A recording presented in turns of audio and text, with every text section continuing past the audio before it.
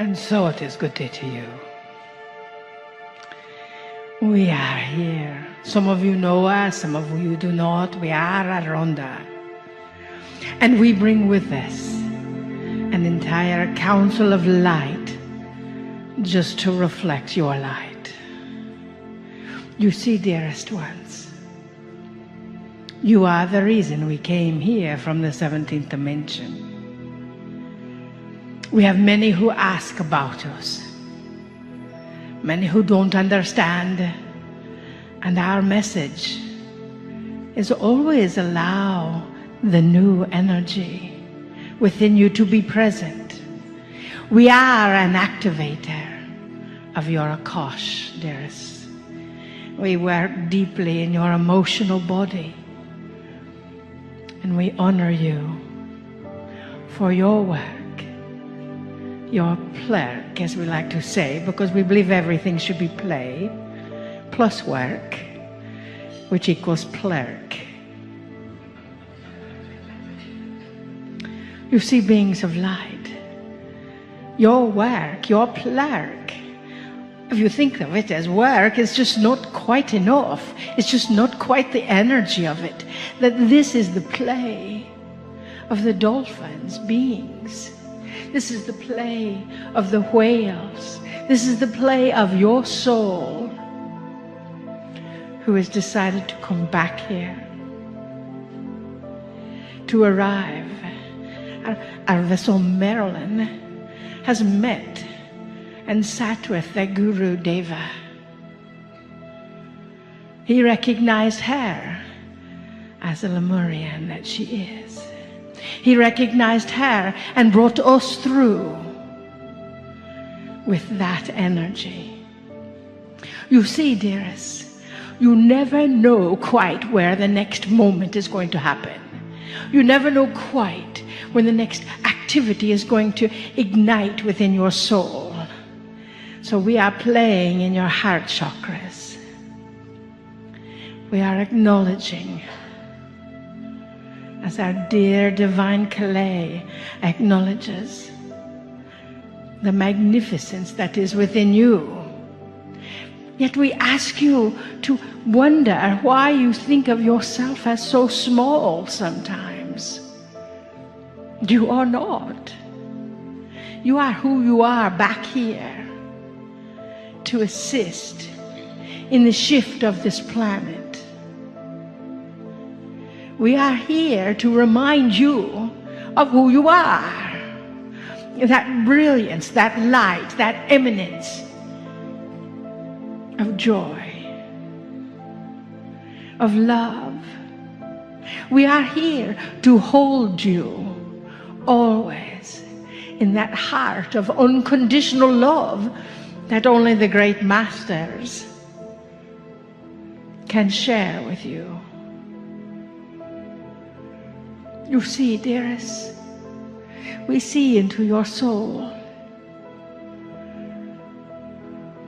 And even if we just said nothing, the activation of your Akash would still be expanded from your soul to theirs, from our soul to yours, from your soul to ours. It's a soul-to-soul connection. Huh? You see, with that energy, all is possible.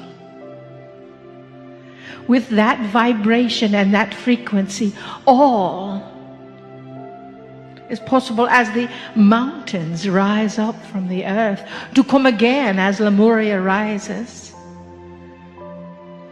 You see, you are a part of that earth.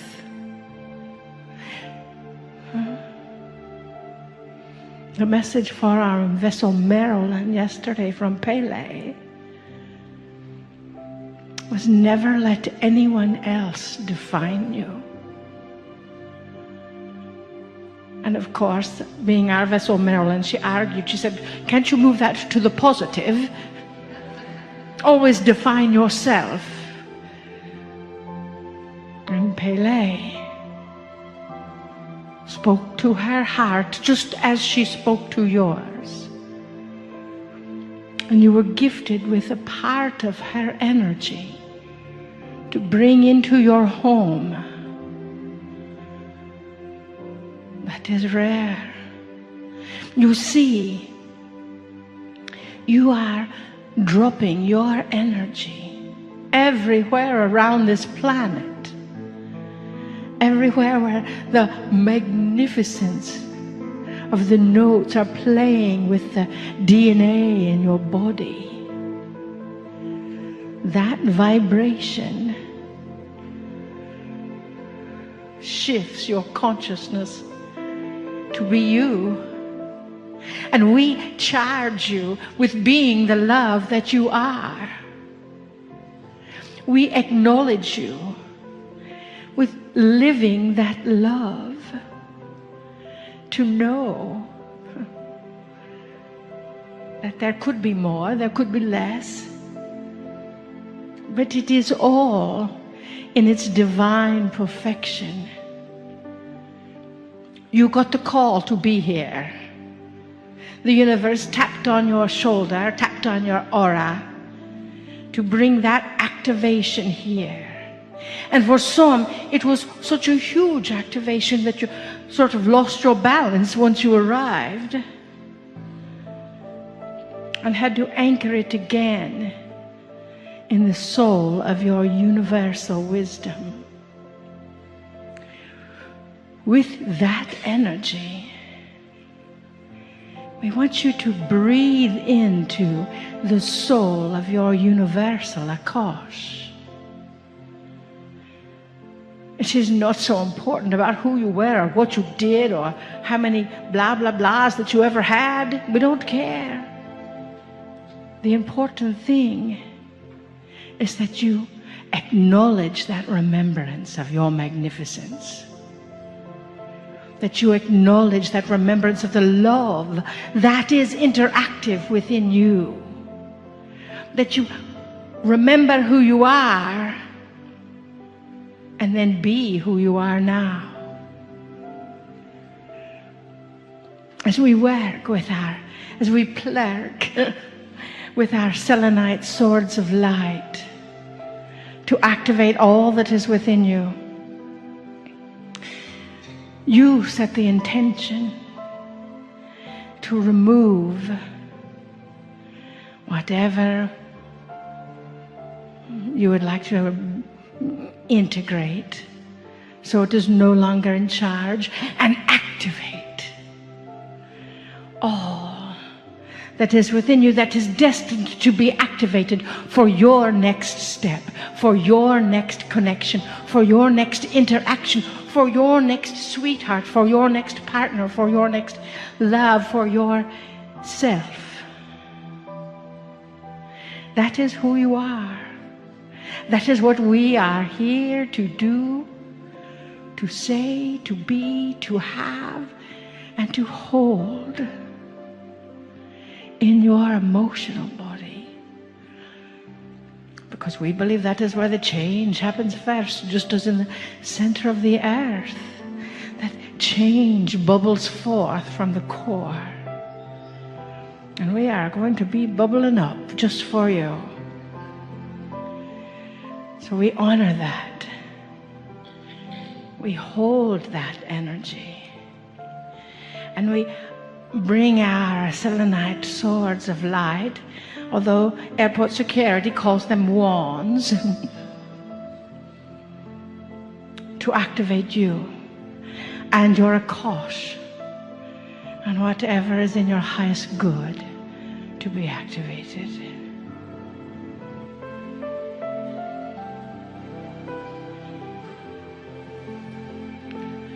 Beloved ones, we greet thee, 'tis Alcazar. Listen to these sounds.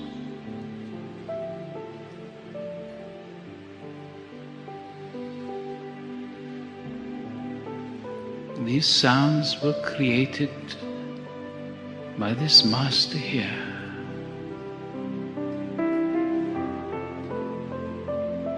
for the Stargate.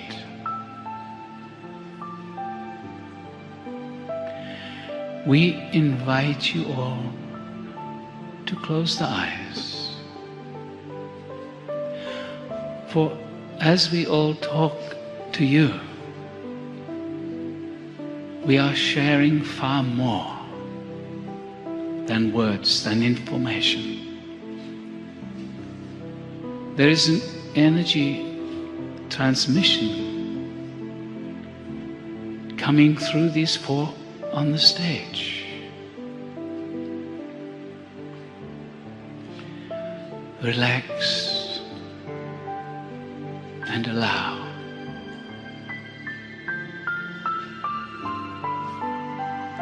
You are all totally unique. And each one of you will be touched in your own unique way by these energies and by these words. You have been drawn here to this gathering for different reasons. Many remember or feel that you have been here in ancient times, in the times of Lemuria. What is important is the now. What is important is how you allow your own divinity, your own sacredness to be lived in your daily life.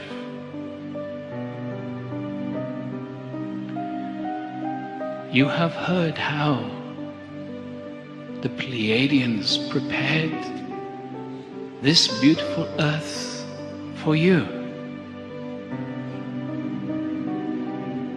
You have heard Kryon say that you were there watching the process even as the earth herself was born. So who are you? You are not this body that you are seated in right now. Who are you? Beloveds, you are all, without exception, extraterrestrials. You have lived elsewhere before you came to this earth. This is a beautiful experience, experiment of the evolution of this very universe. We have said many times, humanity is on the leading edge of creation. Hard for the mind to accept at first if you look at your world right now. But if you look at those who are gathered here with you and those like yourselves in the hundreds of thousands around the world who are opening to the vastness of your potential, you can begin to feel transformation is already happening within self and within humanity. You have heard from Kryon that the darkness is struggling to survive, but will not. And this is something we all are beginning to recognize. It is about living your truth in the moment, being your true self as you move around in your daily life.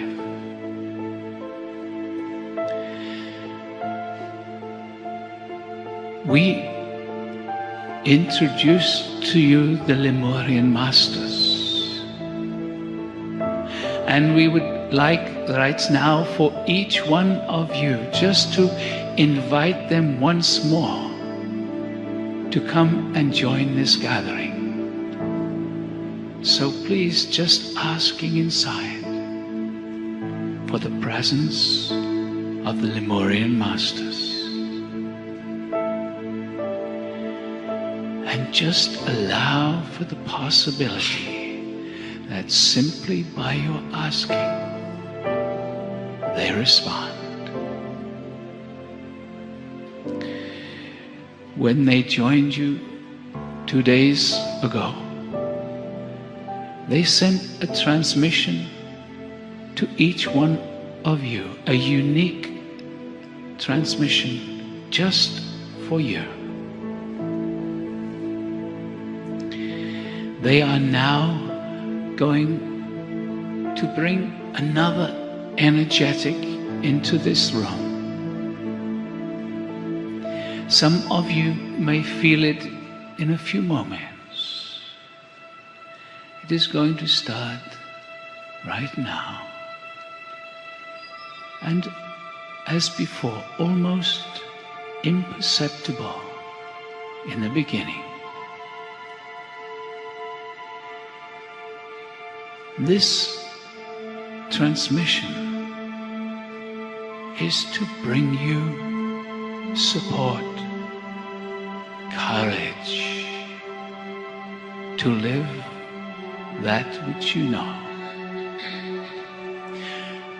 to allow that inner knowing to come forth in the appropriate moments, the courage to live your truth in a respectful, honoring way of all those around you, whenever and wherever you are.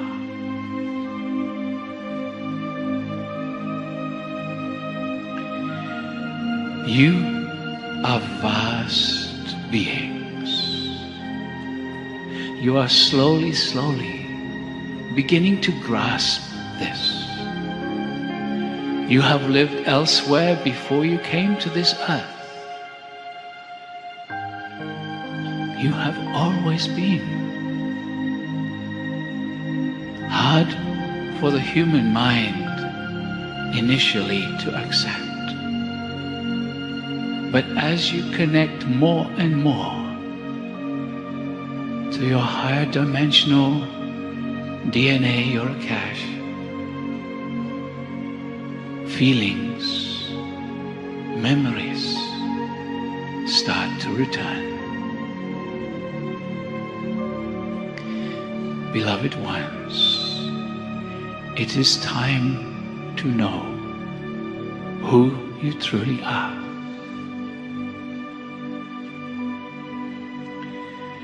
Humanity, when you arrived here, came into frequencies of beauty and joy, and through the generations moved into the darkness of conflict, negativity, hard to understand, but it was meant to be. And now, after this turmoil, after these trials, you are reawakening. You here gathered and those hearing these words through recordings are on the leading edge of awakening. Know this. So many have lived very difficult lives. Why? Because, beloveds, when you came into this lifetime, you agreed to have a struggle.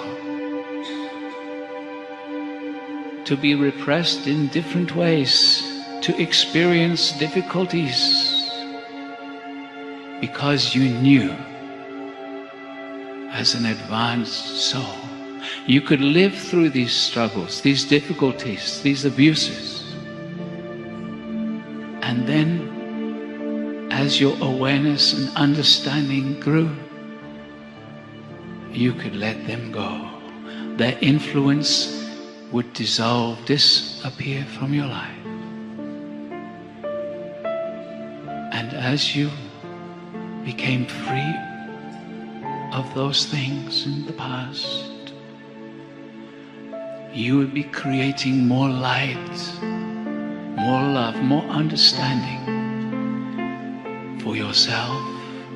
And then simply by your connection to the morphic field of humanity, you will be radiating this understanding,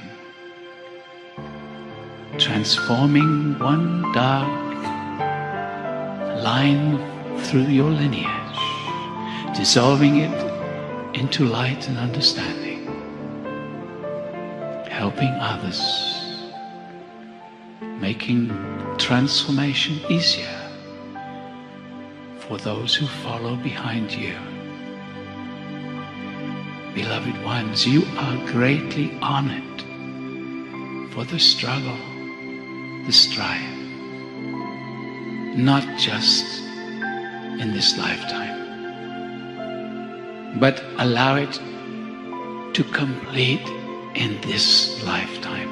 No need to carry the pain any further than now.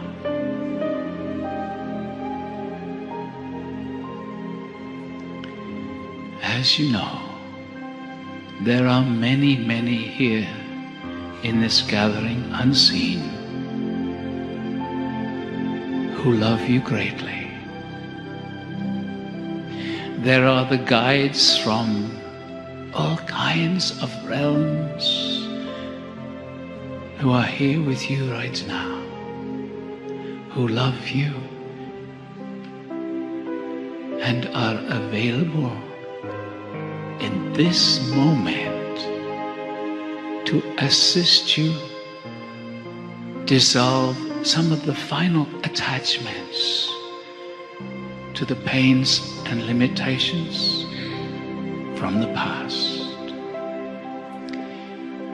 If you would like assistance in this, in becoming free of limitations known and maybe still unknown, just say inside, yes, I am ready. I am ready to receive that assistance.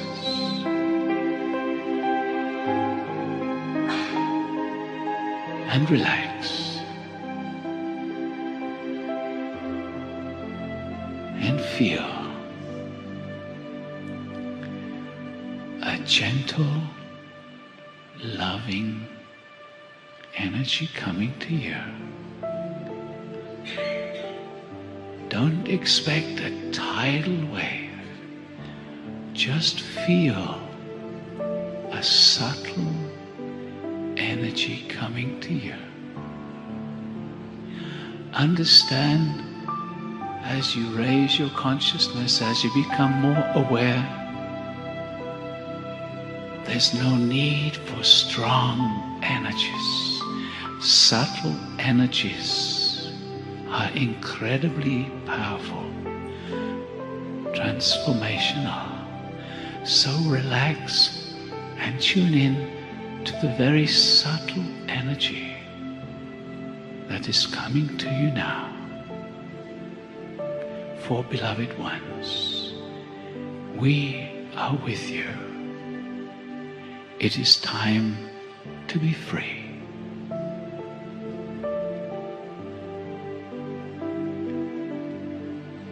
We will be silent just for a few moments.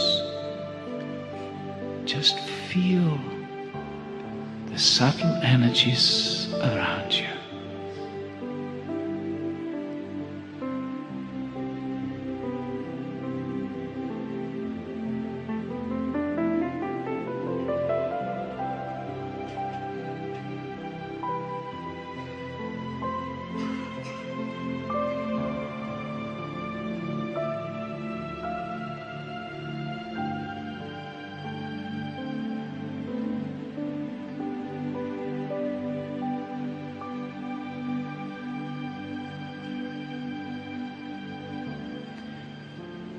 You have come from around the universe to this place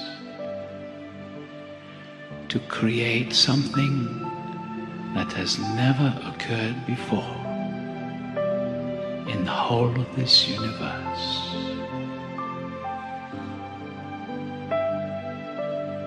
It is time to remember why you came. In great love and honoring, we bless thee.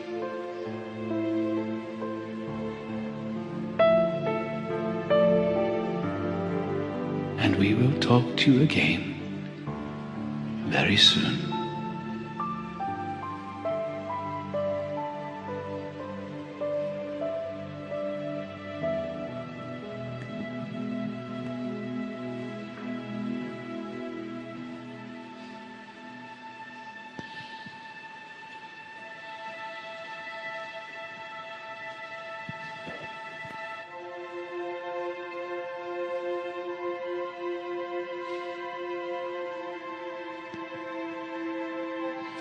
Greetings, dear ones. I'm Kryon of Magnetic Service.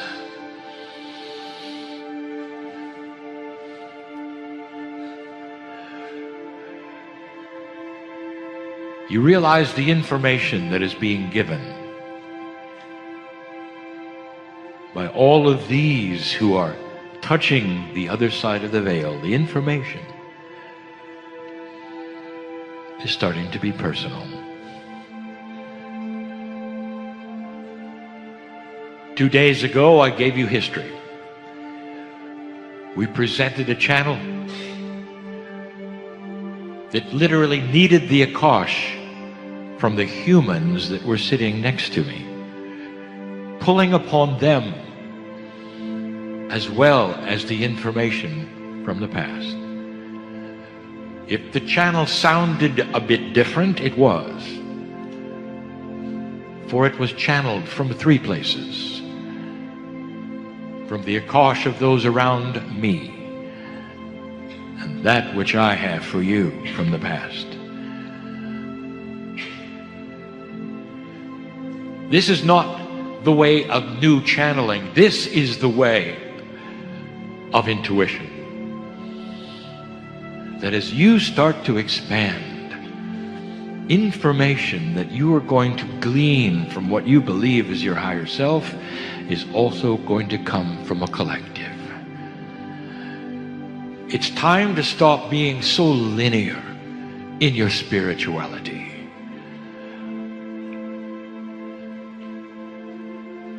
My partner mentioned the culture of oneness. And from birth they learn that they are not singular, that they are connected. And all of their lives, the connection is with one another, with Gaia, with God.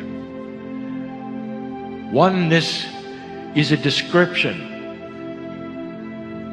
not of selflessness, but of self-fulfillment. When you realize that you're not alone, and you never were alone, and you never will be alone. Dear ones, I want to talk just a little more about the Star Mothers. Just a little more. And then I want to pull it to something personal for you.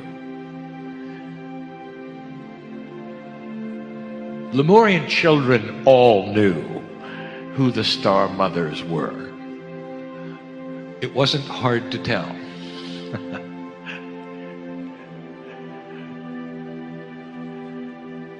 Humanity, as you know it, is quite a bit taller than it used to be. It has to come from knowledge, nutrition, evolution, numbers of things. Lemurians were not all that tall either. But the Pleiadians, well, now they are taller than you are. In their physical form, they are taller than you are. So now you can imagine how tall they seemed to the children. It was no secret who they were. Star mothers.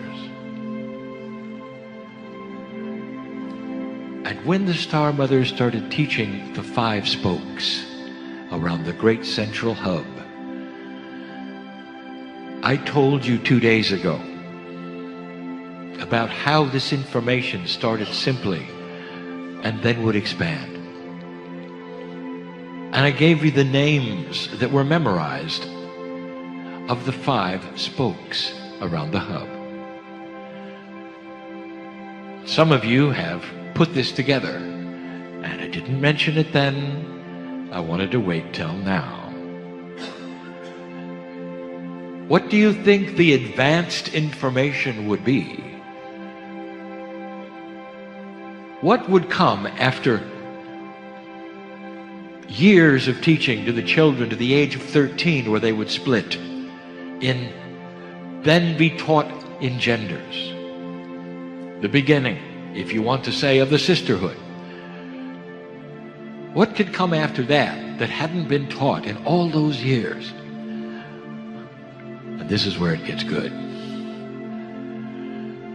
Because then the teaching turned to the 6 spaces around the 5 spokes. I'm not going to go through a lineage of what the 6 are, dear ones. Someday I will. The children didn't learn their names. The children had no awareness of the spaces. The children only saw the physical, the 5. The children only saw the hub. And until the age 13, they concentrated on the 5, the circumference, the hub, the oneness, never understanding that the real teaching were the 6 spaces. Because, dear ones, here is a basic truth. Everything you see, everything you feel, everything you believe is real is a tiny fraction of what is there. And in the spaces between the spokes are the truths of God, of the universe, of physics, of the human body, of compassion, of love. They started out being shown and taught that what you see is not all that is there. So many of you know this. You think you see fine with your eyes until you realize you're only seeing one wavelength. You think you're feeling everything and smelling what you can until you realize that an animal can do it 100 times better than you.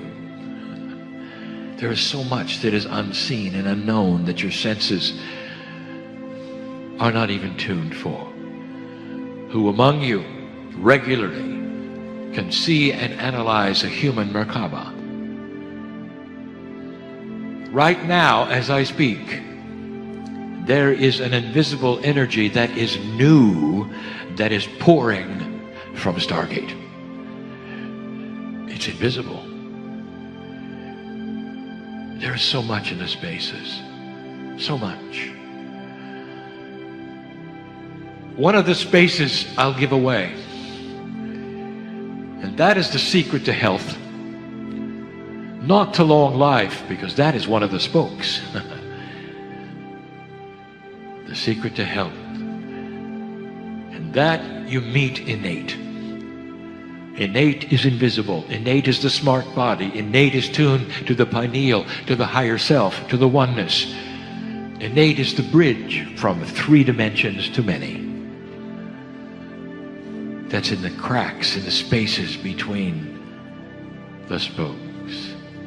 And then you get to the ones that are so precious, so divine, so sacred.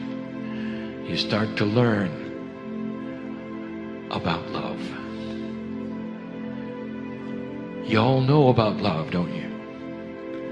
And if I could ask you, what is the main thing that you could say about love of any kind on this planet? Love between humans, the love of God, the love of you and your infant, the love of you and an animal. What is it? And you'll say, it's thick. I can feel it. And I would say, what does it look like? And you would say, well, it's invisible. But all of you know what it is.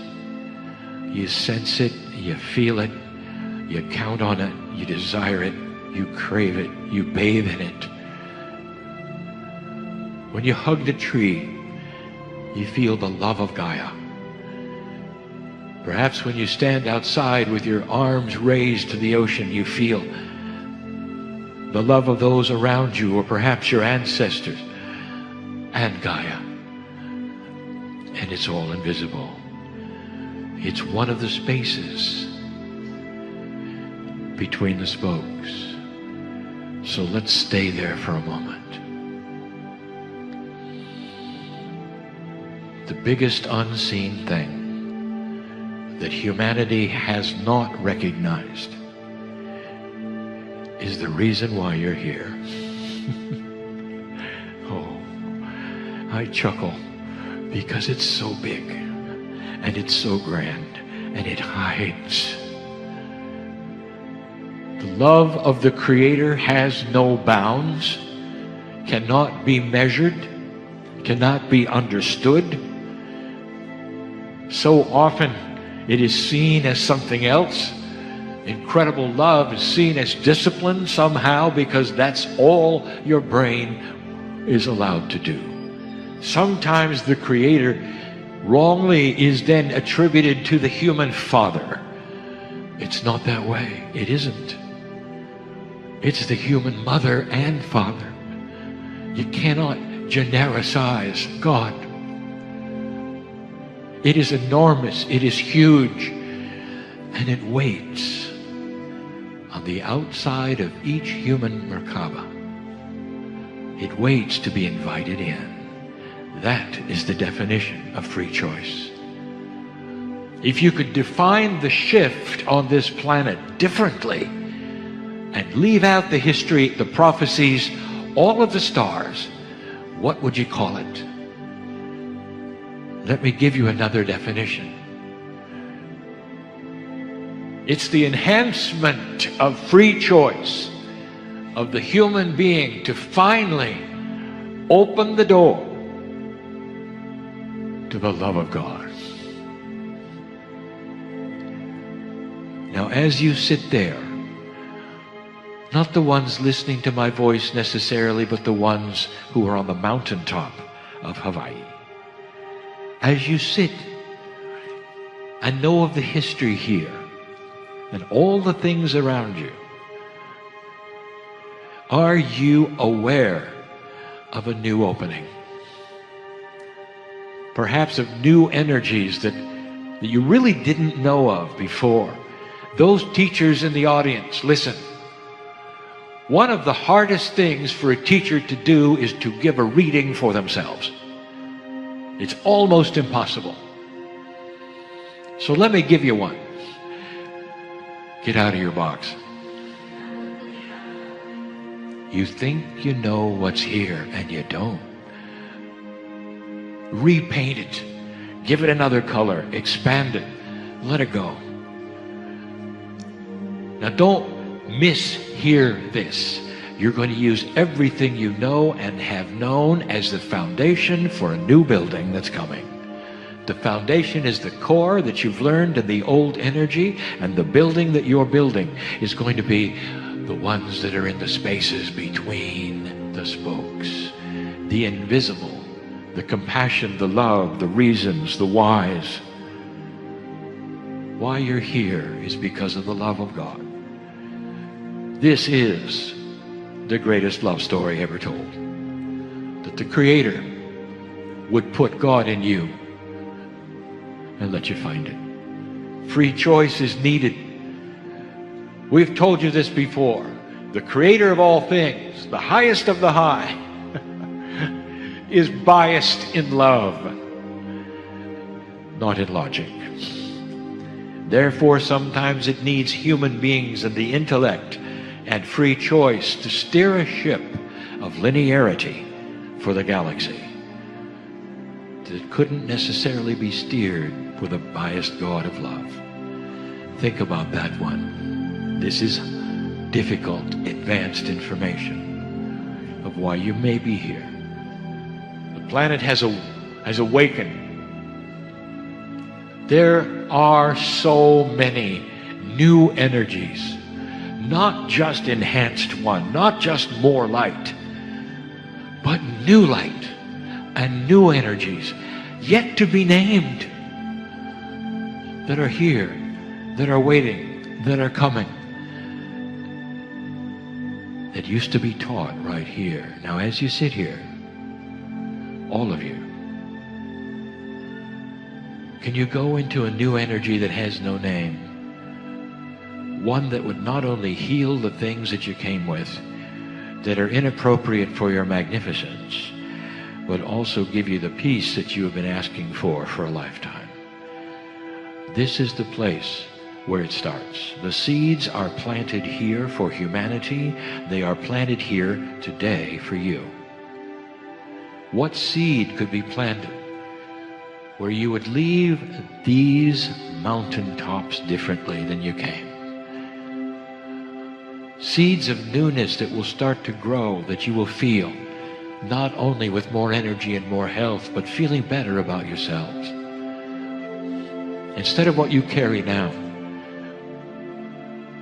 Some of you literally exist from day to day. Let me tell you, I know who's here. Do you? I know you. It's time for you to know God better in new ways. Expand what you were taught by anyone to now include what you don't know.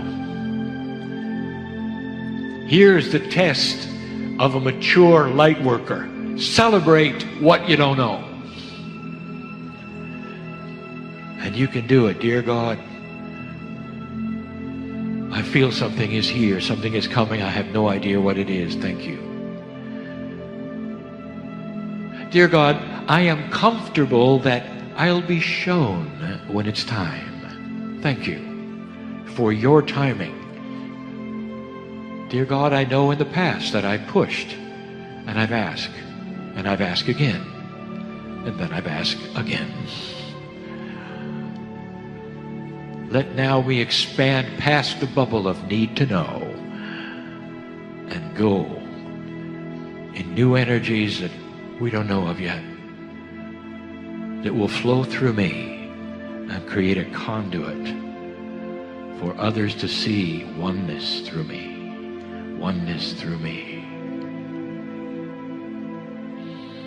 I'm going to do something I've never done before, because it's time and it's right. And I ask the forgiveness of the two on the stage as I do it, because I'm going to tell both of them something that they cannot tell themselves. Because a human being, even a channeler, cannot read themselves. Oh, dear Pragit, you've sensed it coming. I know you have. There's something new coming. I said it. Out of Stargate pours something new, something very new, something enhanced. Alcazar is birthing another entity for you to channel that is great and loving and beautiful. And when that entity comes to both you and Julianne, it will then enhance your work greatly. You felt it. You will name it, sir. And the one next to me, oh dear Marilyn.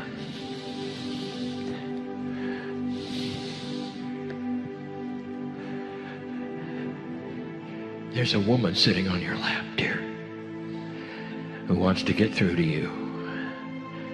Recently deceased, and you know who I'm talking about. And she is so proud of you.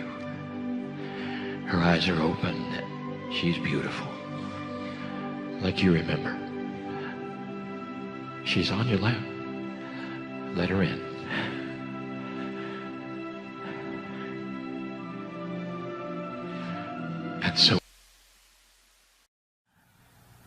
just feel your body in your chair, your hands where they're resting on your legs, your back against the chair, nice soft neck. Let the top of your head just float up, open up. And notice if you feel any energy in the palms of your hands or really anywhere in your body. We've been together for almost 2 days now doing work about energy, feeling it, giving it, receiving it, exploring it. And I know that you feel differently than when you came here on Friday. So just enjoy that space. Enjoy what it's giving you. Enjoy how it's opening you, healing you, filling you up.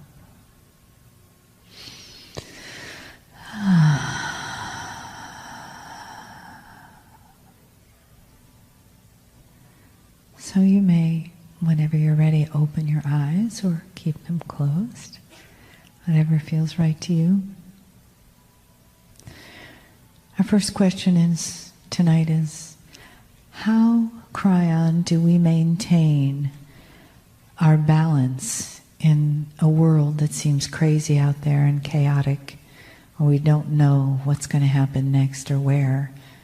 We don't know where we're going to be, if we're going to have a job, what the economy's like. How do we find our own personal balance in that?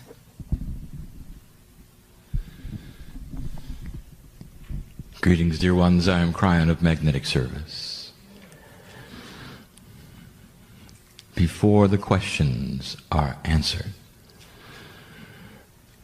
we wish to set an energy in the room of congratulations, of honor. We wish to remind you this. It is a sacred moment, one that is known by God in advance, not because there is predestination, but because the potentials are so strong that would bring you here,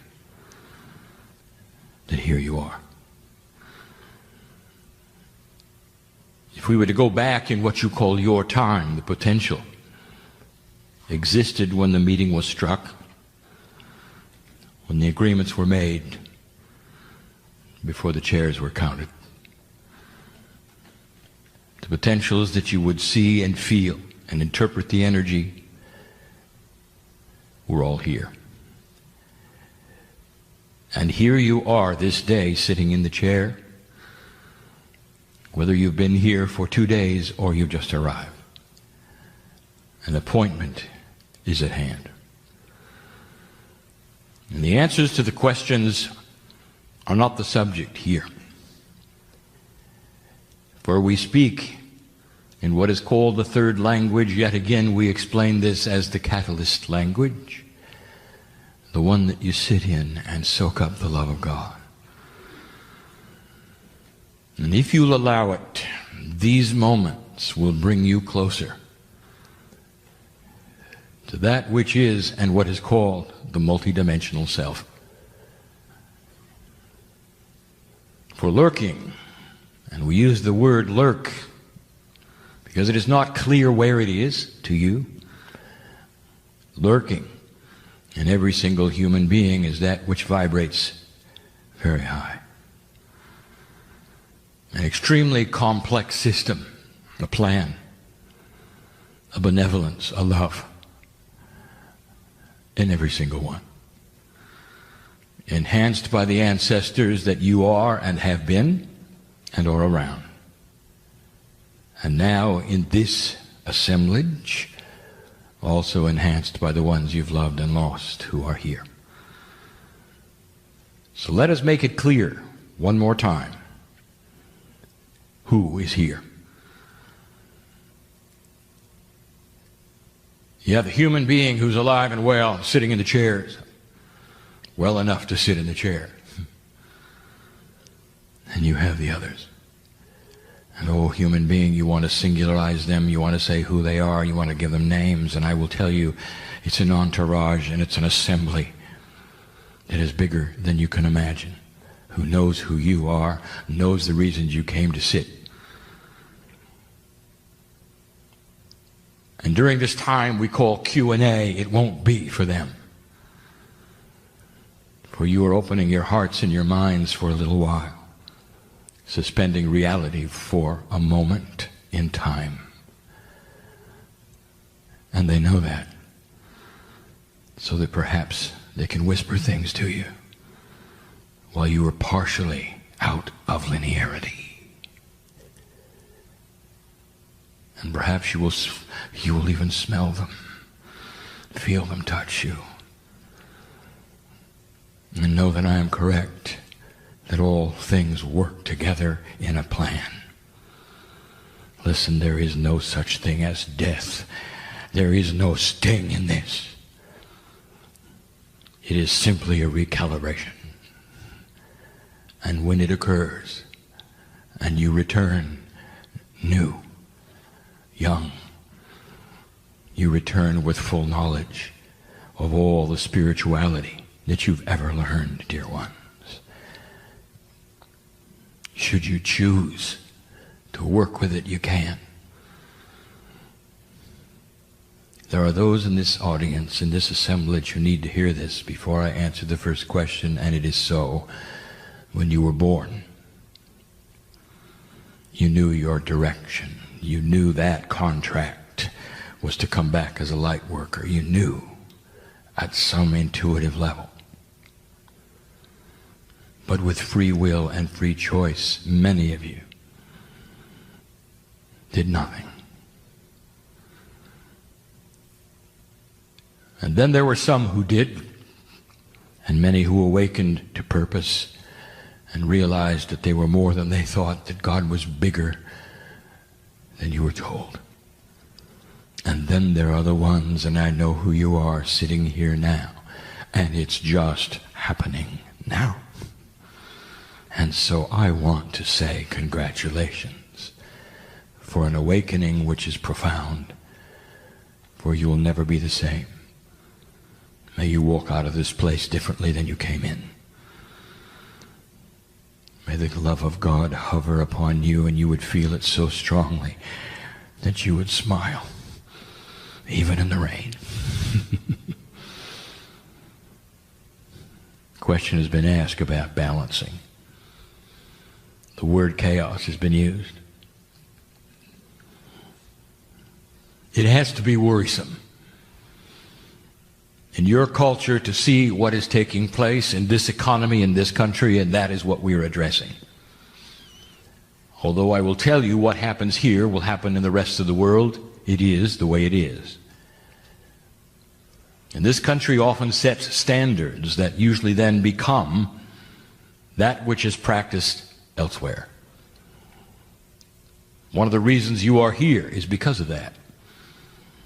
For the old soul whose consciousness changes this country, changes earth. But dear ones, don't use the word chaos, because that's not what's happening here. You want to see chaos? I present this in the most loving manner I can. I want you to bless what you have and congratulate yourselves on the recalibrating economy, although it may be difficult. But it isn't chaos. You've seen chaos. And there are humans on this earth right now looking at chaos. Oh, let me take you to Haiti. Living in cardboard boxes without food. Orphans without parents who used to have them. And nobody cares. That's chaos of the highest order, and it is survival. And there will be those who simply don't make it. You don't have chaos here, and you're not going to have it. You've got to start understanding what is taking place so that you can relax within it and work the puzzle. There will be those perhaps who have lost their jobs, maybe even their homes. You're still eating. You're still loved. You may even still have transportation and hope. That's not chaos. What this country has done in these last years is what we foretold you would do. 3 years before that which you call the recession, I told you it would take place. It is published in the Kryon books that some of the largest corporations in this fine country would fall. That one of the largest institutes would fail, called insurance, and it did. It was number one. And these have crashed for a reason, because the old system of banking, insurance, and greed cannot stand up with a new consciousness. And in the process, the fine balance is to take them to that point, not where they will crash, but where they can still sustain the economy in a marginal way, so there isn't chaos, so there is food, and there is caring, and there is health care, while they rebuild. Give yourself another 3 years. Watch it start to improve. The rules are so new that even those that call themselves bankers don't know what to do with their money. Too new. Still demonstrations outside that which you call the exchange, showing disapproval even now with the system of greed. Watch for a balance to occur that is fairer for all. Watch for banking and insurance to start progressing to something that it always should have been, but never could achieve in an old energy of greed. Oh, also watch for some steps backwards and then forwards. For the greed mongers are always there, and they will try things to pull it backwards, to get their way. Only this you'll watch. For the first time, public outcry will create an almost instant reversal every single time they try, and that's a first. In the past, when they wanted to pass those kinds of rules so they would make more and take less from you and more from you as they deemed proper in their own minds, all they had to do was do it. And now they can't, because everyone is watching. And what did we tell you some years ago? There would come a time when everyone can talk to everybody, and there can be then no secrets. This is the key. It is the key for you in your endeavors to hold the light in this country. We'll build a new system slowly that will then create again the kind of abundance you were used to. The unemployment rate will start going down. And you will recover. And you remember these words and the timing. And perhaps then you can look back and say, it was worth the effort. It was worth the effort. Balance yourselves, light workers, and understand what is going on. It's what you signed up for. It's why you're here. I dare you to celebrate the recession.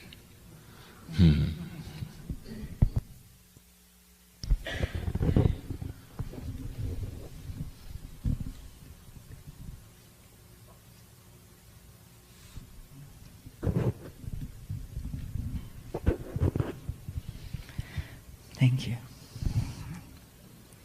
So the second question is a couple of parts here. What, if any, are the physical symptoms of ascension? And am I not being spiritual if I go to the doctor? And at what point do I seek medical attention?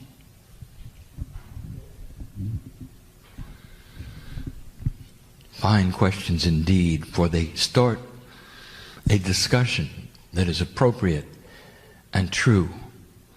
Knowledge that should be given to the light workers about these things have to do with a fine line you walk. Indeed, in your culture, in your society. Part 1. The question about the symptoms that are physical about ascension is easy. Look for joy. Look for joy. Can you be among the ones who think it's chaotic in your economy and be joyful? If you can, that's a physical sign. Can you be joyful in the presence of chaos? Can you go to work at a company who's been cut to the quick, and you're one of the few who's left doing twice the amount of work at half the pay? And can you be joyful being there? Even though others show up and complain, can you be joyful there? That is a symptom of ascension. It is easy. It is easy. So there are those who are saying, I can't do it. I hear you. I want to take a moment and lay my hand on you. It is not that hard. When you can take the hand of Spirit, it isn't that hard. If you're going to go it alone, it is hard. And that's the difference. I can hear your tears. And that's the difference. And we pause. And I clear my partner's mind. I don't want him to feel what I see. How long is it going to take you to cross this barrier and take the hand of Spirit when it's outstretched the way it is? Invention, science, medicine on this planet has all increased in the delivery of its sophistication by design. Have you ever seen or noticed that invention on the planet happens simultaneously in many places at the same time? This would tell you, would it not, that consciousness is a field, and then when it's right for these things, they are placed upon consciousness, and many humans receive it at the same time. The invention of flight was a race to who could do it first. Almost within days, you won. Invention of the radio, all given at the same time. Even today, disputed who did it first. And so we tell you that which your doctors have, the sophistication that they have, the instruments they have, all God-given. It's a combination of going to those who are medical doctors and that which you can do yourself. It's a combination. It always has been. It always will be. Always will be. Until that time when your DNA works at 100% and you can heal your body instantly. But at this juncture where you have DNA working at 30%, there is only so much you can do for yourself. You can start a process, and then you can have the doctor measure it.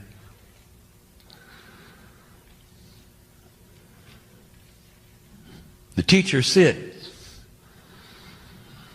is walking today differently because of a miraculous operation that he underwent weeks ago. And that is not something he could have done himself, not yet.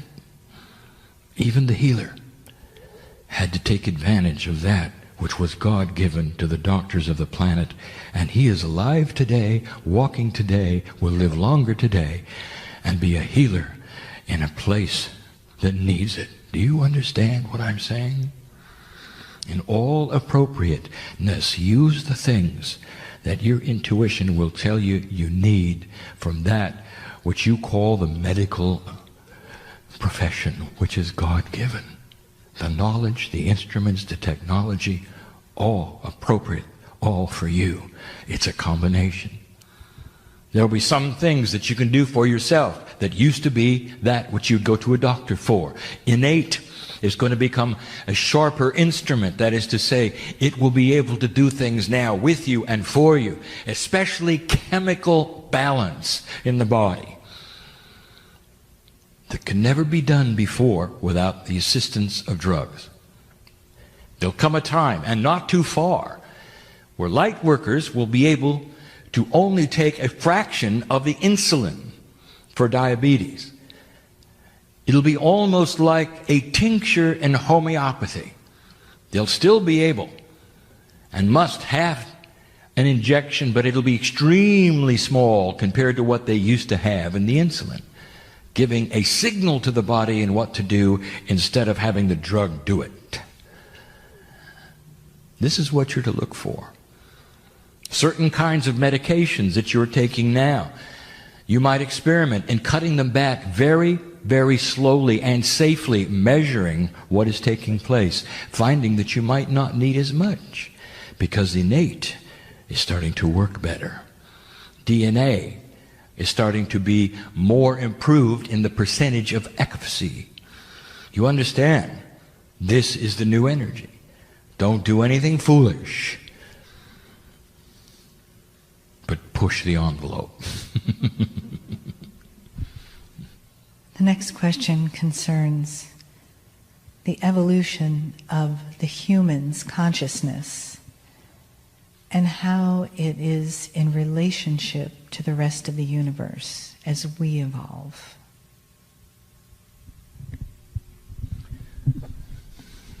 Incredibly insightful. And given by somebody who already knows the answer, or they could not have constructed the question. One modifies the other. From the beginning, we have told you that this planet is a test of energy. It's not a test of humans. Do you understand the difference? It's a test of energy. In what direction and vibration will the energy of the planet go when measured by those entities called human beings, which are really angels in disguise, walk among that which we call the entities of Gaia? The test of Earth is about the universe.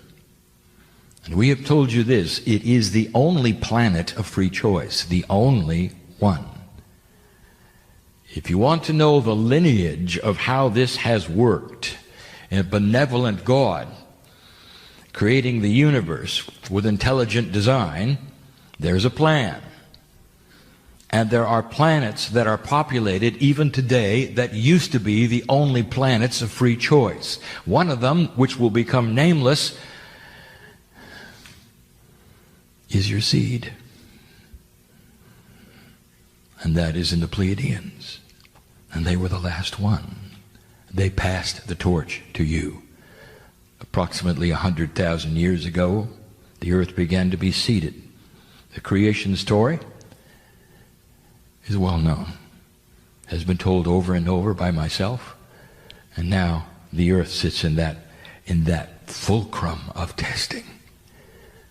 And it will do so for a great amount of time, until the vibratory level is high, or not, when it is tested finally.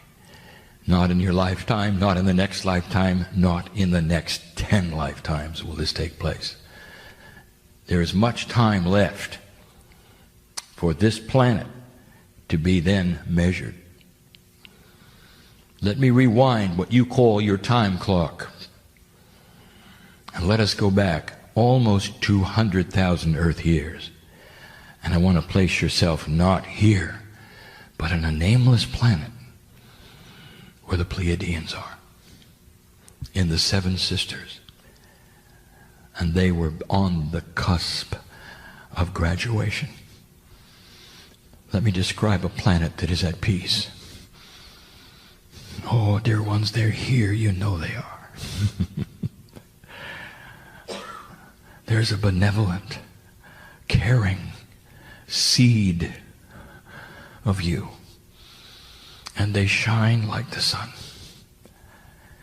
They became quantum. They became multidimensional. They found their higher selves.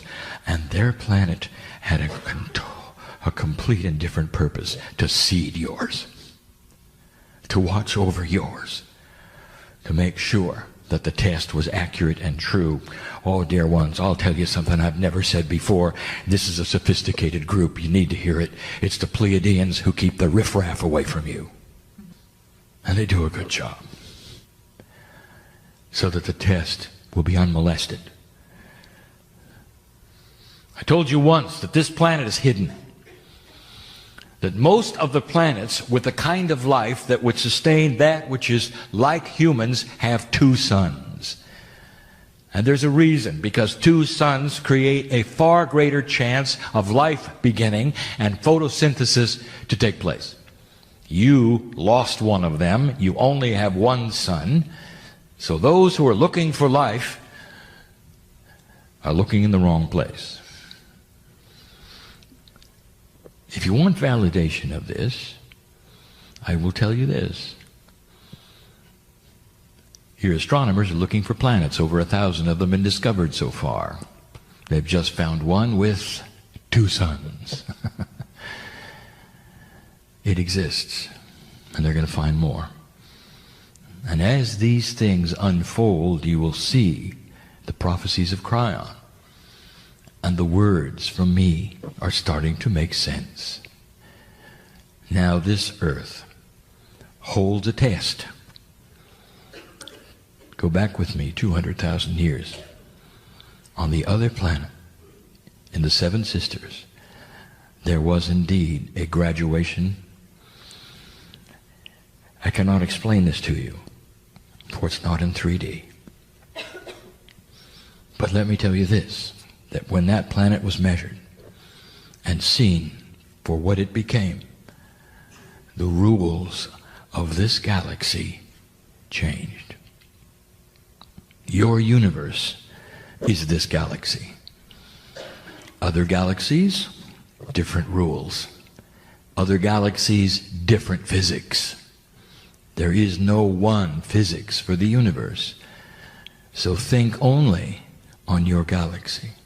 That which is in the middle contains energy you have not yet discovered. You have no idea what it is or why it is. It is a multidimensional energy that defies all physics ever known. It's far grander than a black hole. It's part of the plan. It provides communication. There's even spirituality there. The universe, made of these galaxies, all have tests going on. In this galaxy of yours, you are the only planet of free choice. 200,000 years ago, this galaxy changed phenomenally. The rules changed because of the Pleiadians. You're the next step. Now, here's what you should know. The alignment that you're in, the 36 years you're in, all of these things coming to a fulcrum, to the midpoint of the solstice, is the grandest thing we have ever expected and seen from you. Over and over, you have failed to cross the bridge until now. And you can find many prophecies that said you wouldn't. That's how common it is. You'll find more prophecies that said you wouldn't cross this bridge than those who said you would. And you're sitting right in the middle of the bridge and crossing it. I speak perhaps in terms that are metaphoric, so let's clear it. My partner is saying, say it again, clearer. This planet is headed for the same place the Pleiadian planet made it. And this is the 5th try. And it's working. And you have free choice to do anything you want with it. But when the Soviet Union fell over, And when the other things that you see started to fail, that used to then promote that dark energy, including what you call the Illuminati, they're not here. Oh, they're lurking. But they're not controlling anymore. The internet would never have happened had you not had this enlightened place to put it, where everyone could talk to everyone, enhancing and accelerating this light of yours. Yes, the Pleiadians had the internet. How can I be clearer? You can take this anywhere you want to, but the ball is rolling. The relationship between you, your ascension, what you do here, the crystalline grid, affects this galaxy right in the middle and changes the rules. And right now I'm telling you, you look to be just like those who seeded you. Congratulations. And remember, it's not over. You can do anything you want with this. You can pull it backwards, or you can keep it going. Light worker, that's why you're waking up. Kryon, you've spoken about the new earth. Can you tell us if that's been changing, and where exactly is it?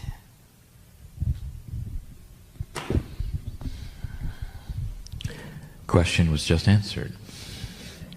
You're sitting upon it. The new earth is the description of a planet that no longer has energy, which will take you to war. The new earth is a description of a planet who is ripe and ready for human beings to live a great deal longer than they live. Doing it on their own, through chemical balance, through DNA enhancement, through medical science, through supplements, through discovery. The new earth is an earth that looks so different from the one of 100 years ago that a visitor coming back 100 years later and arrives today will say, "What happened here?" You sit upon it. You're part of it. And the promise is great. Kryon, you've written books and spoken a lot about our Indigo Children. How can we, as parents, and even those of us who are not parents, support children with ADD and ADHD diagnoses, and how can we honor them in the public school system that we have now? Let us be clear that Spirit did not identify them as indigo. A human did. For Spirit, these children are simply children of new consciousness. Now, my partner made a point earlier to say that there is no such thing as generalization of consciousness. And just as it is true that every single one of you is remarkably different from your lives, from what you believe, to the path you're leading, spiritual beliefs, and what you must do. Every child who enters this planet of new consciousness is at different levels of it.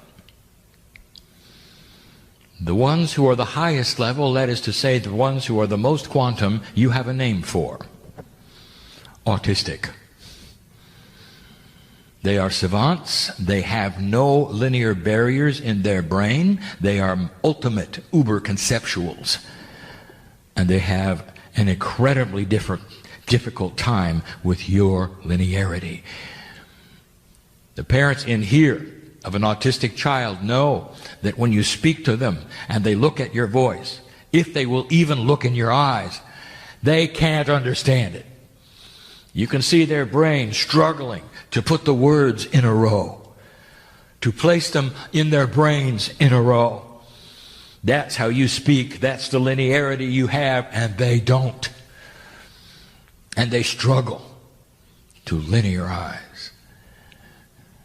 You're going to discover how to work with the autistics eventually.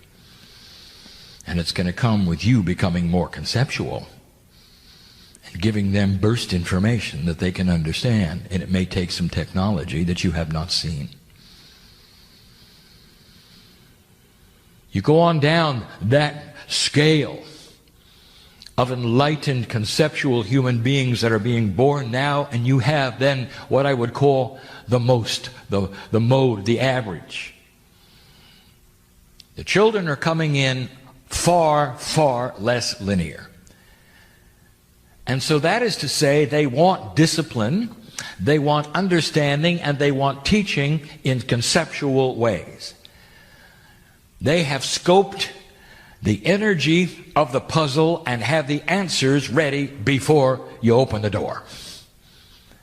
They know what they know long before you tell them what they should. In school, they're bored. They're bored. You cannot give them pablum when they see so much more the whole meal. Learn how to teach these children conceptually. Number one, give them the meal first. Give them the payoff right away, and then find out what they want to know about it. It's backwards. You start by giving them the facts leading up to the payoff. If you're going to teach algebra, you have to start with math. You have to start with the principles. You have to start with this and that. Why not start with algebra and ask them what they don't understand? You see the point? Show them what's happened on the earth. Give them a synopsis of human history and ask them what they'd like to know about. There is a new way of teaching afoot. And it's exactly backwards than you think, and the children are going to rise to the occasion, and it will be a challenge. It will be exciting. It will be a puzzle. And you're going to have to work harder at it because each child is going to have a different path. There are schools operating in this way right now. Study them and see them and try to slowly implement these things where they're not being implemented. And now the obvious. Don't wring your hands and wonder what is going to become of these children. Let me tell you what's going to become of these children. They're going to be so disappointed in the way school works, they're going to become teachers and change it. You see? Look at their age. You got a 10-year-old who is struggling, not doing well, bored in school, having trouble, 10 years old. Look at the age. Now, how old is he in a decade? A simple decade. Old enough to be in that study group. Perhaps even to have graduated and be on the cusp of his degree to be a teacher. 10 years, that's all. It's happening sooner than you think. And then another 10, and they will be the principals, the administrators, what you call the bean counters. It will make a difference. It's on its way. So understand what I'm saying. The consciousness now is not going to stay now. And yes, you may have to have the old energy stay until it retires. And some of you know exactly who I'm talking about. And then the opening comes. And you'll start to slowly see the change. Oh, dear ones at home, if you have these children, this is so difficult of a concept to understand. They know about your relationship at home more than you do. They know the energies, the difficulties, the puzzles. They're not like you used to be. These children have a concept of life. They have a concept of consciousness. My partner tells the story, and I will as well, that in an older energy, when parents fight, the children hide. For it threatens the very survival of their hearts. Worst thing that the children could ever see would be trouble in the family. And you know the hurt that's there and the fear in their eyes as you find them in the closet later after the yelling match is over. That is not the conceptual child. For the conceptual child will see what is happening, stand his ground, and offer suggestions. Conceptual puzzle solvers. What happens when a human being sees concepts? I will tell you, they are very fast to see the answers. A linear human has to walk through the linearity of the puzzle, piece by piece by piece. And by the time he gets to the last piece, he's forgotten the first. And the concept may never appear. And that explains politics. That's a Kryon joke.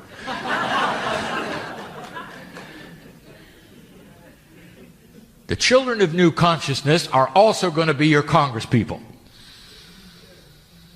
And you're going to see conceptual solutions to problems that have been hanging on the shelf, unsolvable for decades. But when the conceptuals arrive, they'll see it as a group. Bam. Problem solution. They work together.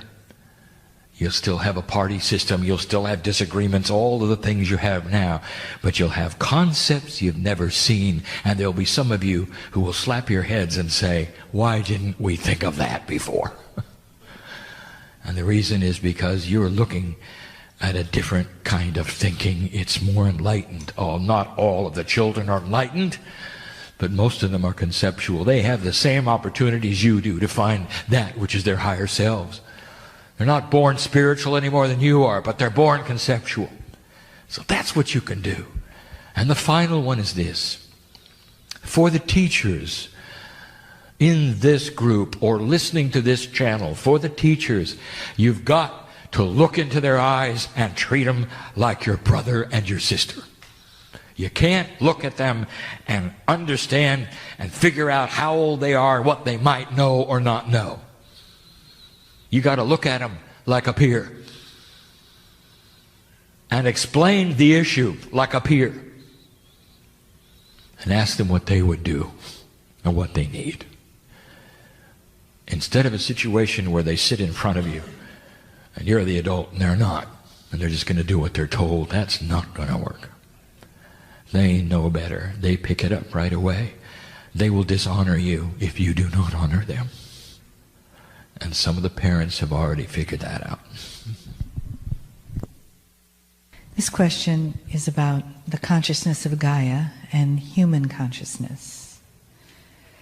And did that consciousness we call Gaia have a choice in incarnating as Earth instead of human?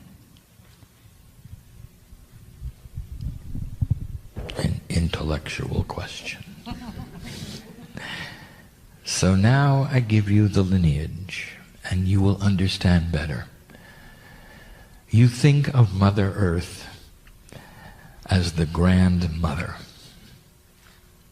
Naturally, in your bias as human beings, mothers give birth, mothers nurture, mothers give instructions. They cook meals, they take care of you, they are the authority. Gaia is not.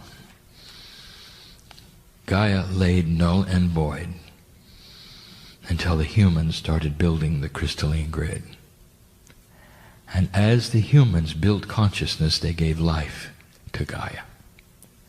Therefore, Gaia, and the entity that you would call that which is the mother, became Gaia through the efforts of you. That is why Gaia reacts to your consciousness. As my partner was saying earlier today, the scientists have seen it. It is why Gaia reacts to what you do. Gaia is there as a nurturer. Big as it is, it exists to comfort you based upon what you have created, which is called Gaia. Therefore, it is backwards than what you think. I have told you these things before, dear ones. You and I, all of you, stood and watched this planet you call Earth develop from a piece of molten dirt. And in that, you and the consciousness of the peace of God's you are. Put Gaia together. And as you then became humanity, you put the salt of your energy into the planet. And it then honored you. The portals of the planet are your resting places for the old souls. The cave of creation, which is that place where the Akashic record is located, beautiful for you, created for you. Therefore, it is Gaia who reflects human nature, human consciousness, the energy, and it is Gaia, ultimately, that the measurement is taken to find out how the earth is doing. Well, this is our last question we have time for. And this question comes from a clarification about what you speak about, this side of the veil or that side of the veil, and the coming and going from one to the other. And will there ever be an evolution that makes that something that consciousness and incarnations don't do, and we all become totally luminous?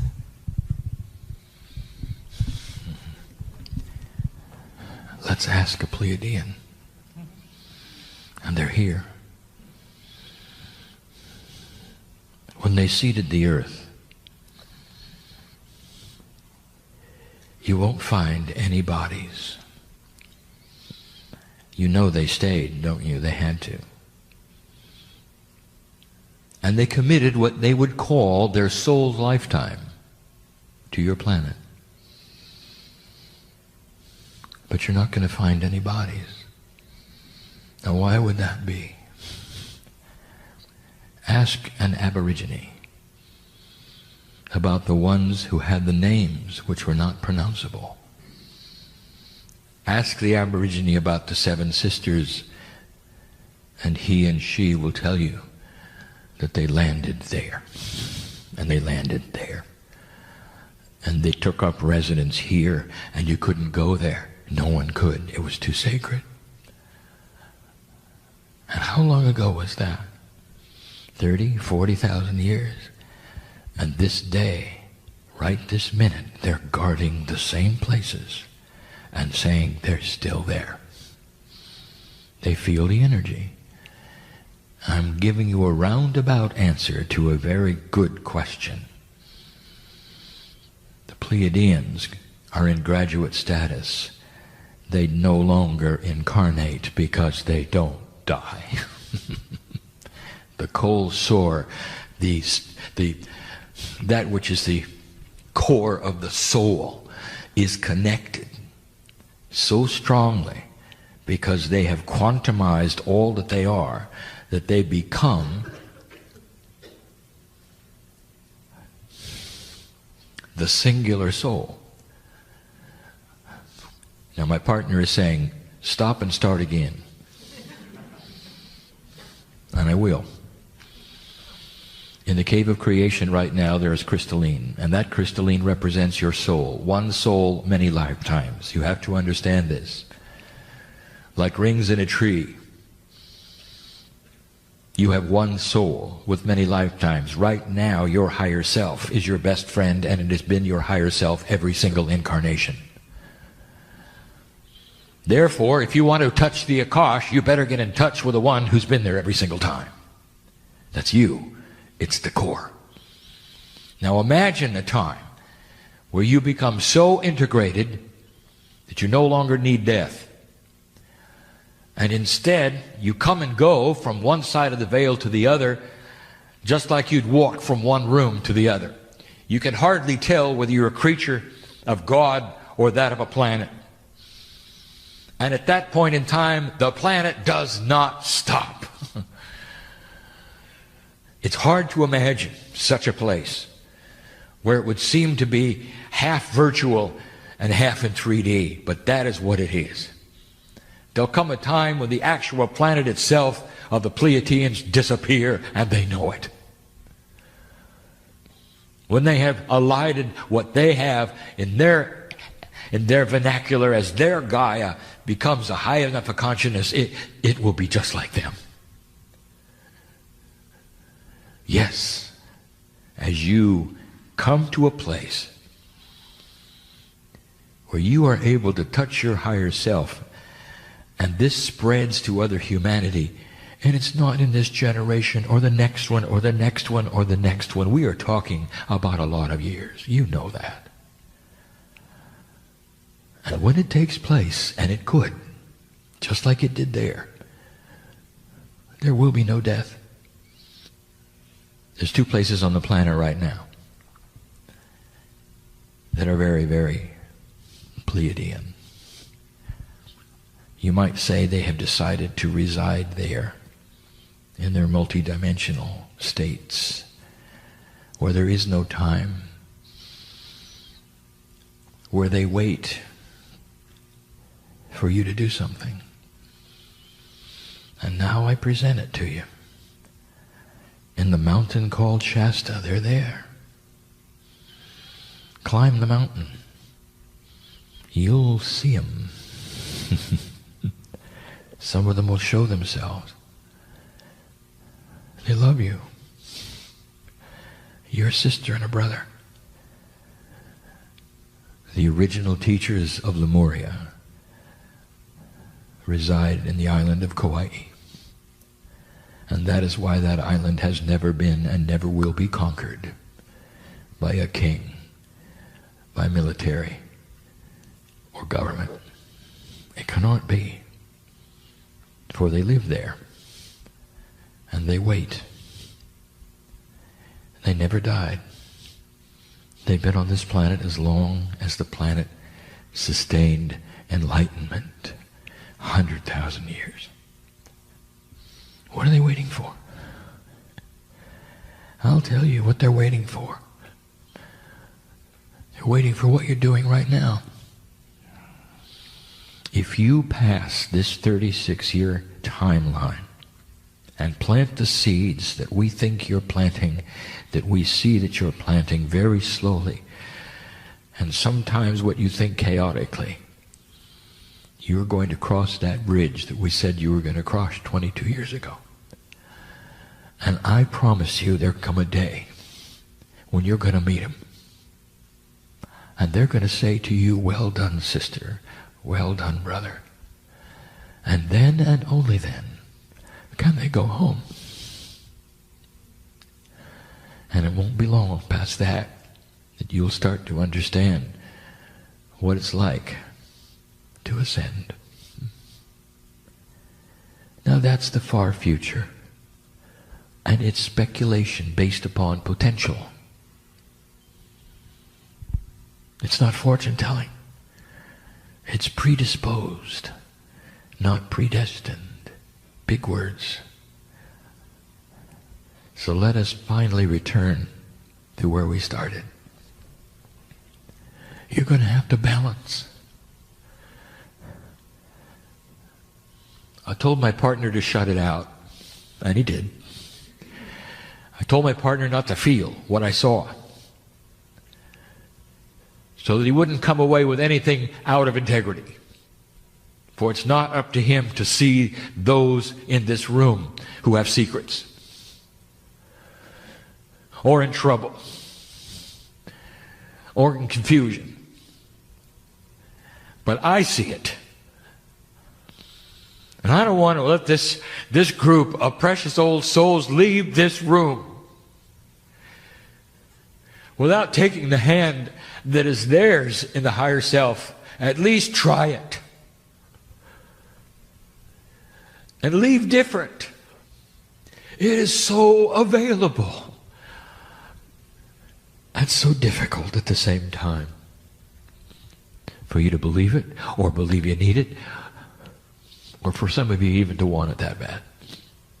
Fear of enlightenment is always there. Oh, shaman. Let's talk about the shaman and those in the audience. You got 3 of them, 1 credentialed. I know who's here. Think I don't know who's sitting here. What possessed you to get that namaker? What possessed you to become that which is the shamanic? And I will tell you, because this is what you did before. Only before it didn't turn out real well, if you know what I mean. And so you had to cross that bridge.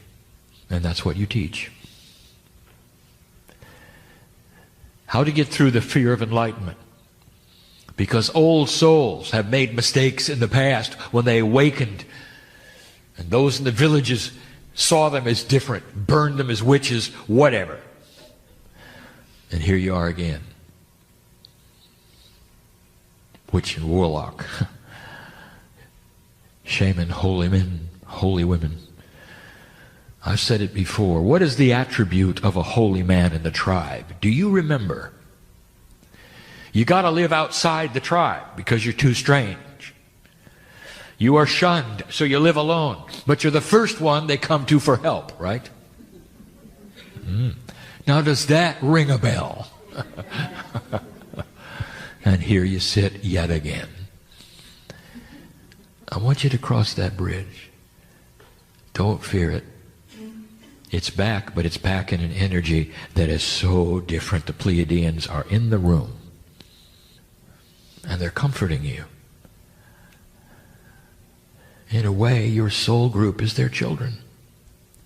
Ancestors that are Lemurian in this room. You knew them. You saw their faces. Think of that. Cross the bridge. Don't be afraid.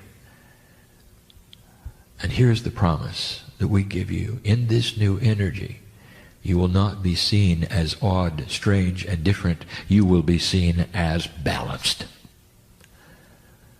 That's the difference. Isn't it time for this?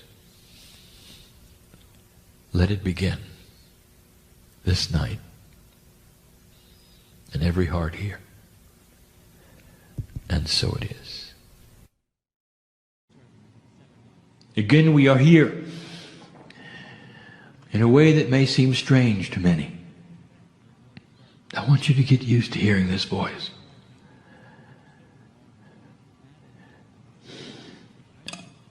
I want you to understand the reality that is here. You would ask yourself, human being, is this real? You might say, Kryon, I'm having a hard time believing. Believing that you're really channeling and that the voice comes from the other side of the veil is just, it's so difficult. If that's what you're saying today, human being, I will say, blessed are you. For these are honest words coming from one who is struggling to work out of the three-dimensional box. And what happens is that slowly, if you ask the right questions of your own self, of your own belief, of your own psyche, you start getting shown things you didn't expect. For if indeed it is a quantum experience on the other side of the veil, if indeed I am linearizing this conversation and presenting it to my partner, if this is true, this is a quantum experience. And that means that language is only a small part of it. That the audio that you would hear or the words that are seen on the page, such a small part of it. We have spoken of something called the third language. This third language, identified some time ago, is not a language in linearity, which is the third one. It is a language of the catalyst of the three. We use the three in numerology to represent a catalytic action number. That is to say that all of you have the ability to receive what is being given at a level which is quantum and not language, and not words on a page. Even the reader of this particular message can ask for a quantum experience and be in the session with those who are in the session.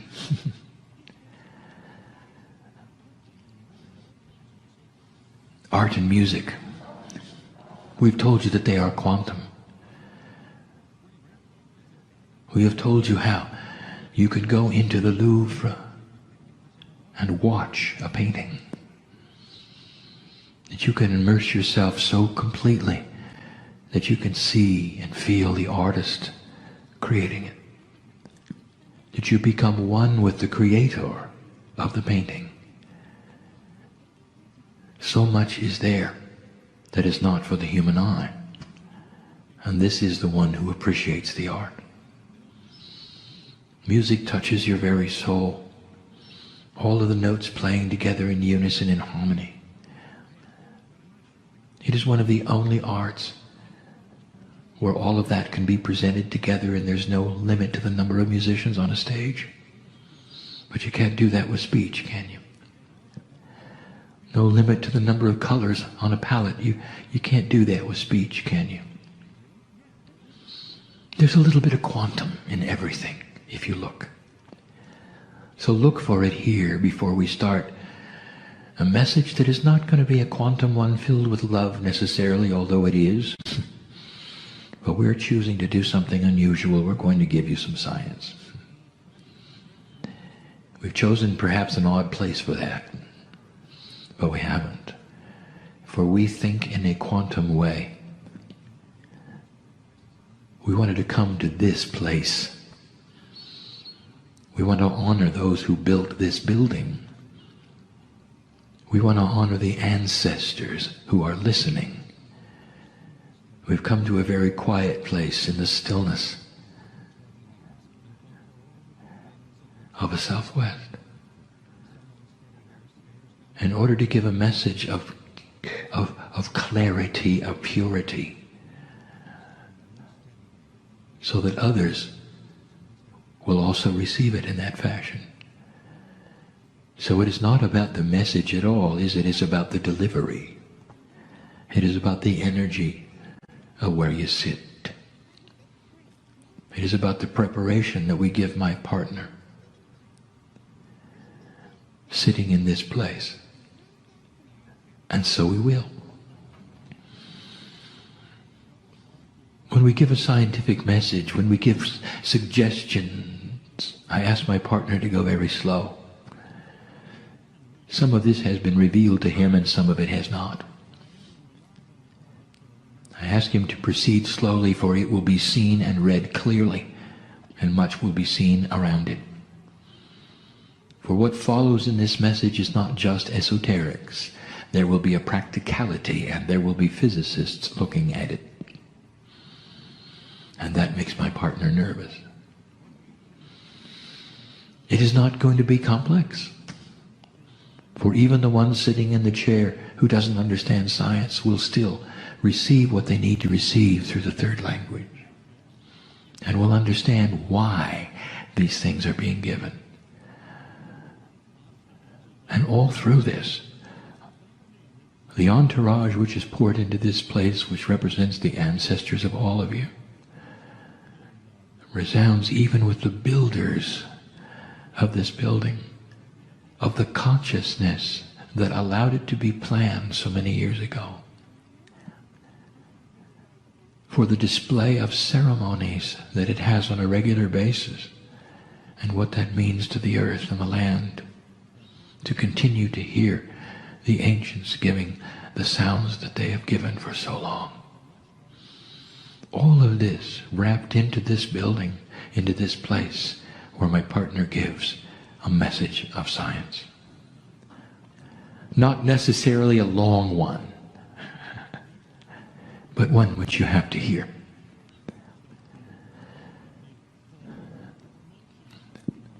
It's about the environment. And let us start with assurance. Let us review one more time that what you are seeing in weather changes on this planet you have not created by yourselves with human effort. What you have called global warming is not global warming at all. And I say it again, it is part of a cycle that always was. The North Pole has melted several times. and come back several times. It is a waxing and waning. The water evaporation cycle, it has been here before. It is here sooner than expected, and that is alarming. If you were to ask Gaia, the actual energy of Gaia right now to come into this place, Gaia would give this message: humans have not caused this. Could it be any clearer? And I give you this information so there would be no alarm sounded of things that you would have to change drastically and dramatically. Now, at the same time I would say that, I would say this: there is a mandate to change your energy. What you put into the air is significant, for it is a hazard to your health. What you put into the air hurts humanity, not necessarily Gaia. Gaia is more resilient than you think. Gaia adjusts in ways you don't expect. Gaia takes care of Gaia. Clean up the air, and you will live longer. And that is one of the subjects of today. It's going to get colder. That's one of the subjects of today. You're going to need more energy. That is the subject of today. And we have given you the steps of creating energy easily. And we've given you advice in the past. And one of them we wish to revisit. For it's time for you to think out of the box of three-dimensional when it comes to some of the things that we have discussed with you. You think in a straight line. You don't think past necessarily certain things that you assume. At the same time I give you this information, I will also tell you that this particular information is already known on the planet. It is the way of it.